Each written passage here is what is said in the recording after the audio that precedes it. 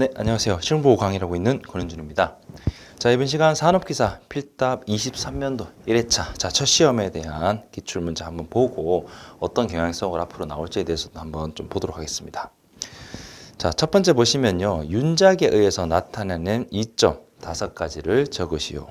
자, 윤작 같은 경우에는 2개 혹은 그 이상의 작물을 번갈아 가면서 재배하는 방법이었습니다. 근데 이를 통해서 사실은 가장 큰 이점이 되는 게 일단은 활용도, 토양에 대한 활용도가 높아지겠고 지력 유지가 된다든지 병해충이 경감된다든지 이런 주요한 특징들이 있었습니다. 그 외에도 몇 개가 있는지 한번 더 같이 정리하도록 할게요.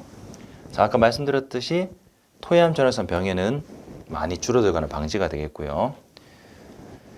작물을 번갈아 가면서 심게 되면은 특정 작물이 요청하는 어떤 양분이 있는데 또 다른 작물을 심게 되면은 그동안은 또 그 작물이 요구하는 양분만 또 흡수가 주로 이루어지니까 양분의 균등이 좀 일어나게 됩니다. 그래서 지력의 유지라든지 증진에 도움이 되는 거고요. 그리고 윤작을 하면서 잡초 같은 것도 경감이 되겠고 연작을 안 하기 때문에 기지가 경감되겠죠. 토양 보호라든지 해충 경감도 이런 것도 다 다양한 어떤 효과 중 하나입니다. 자, 그리고 수량 증대도 어느 정도 기대할 수가 있어요. 그래서 이런 것들이 윤작에서 나타나는 이점이라고 보시면 되겠습니다.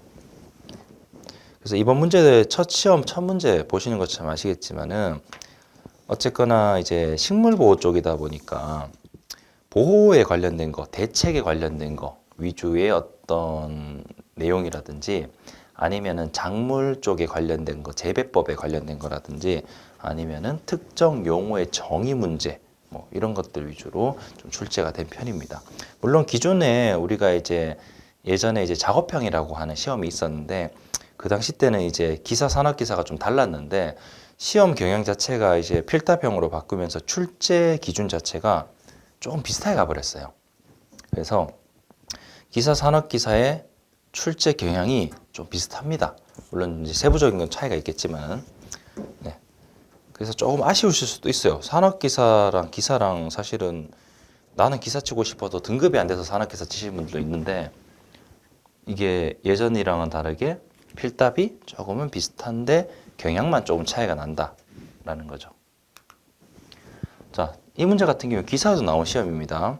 분류해서 살충제의 종류를 적어라. 자, 살충제는 보통 곤충이나 응애류의 침입을 방지하는 목적으로 활용을 하게 되는데요.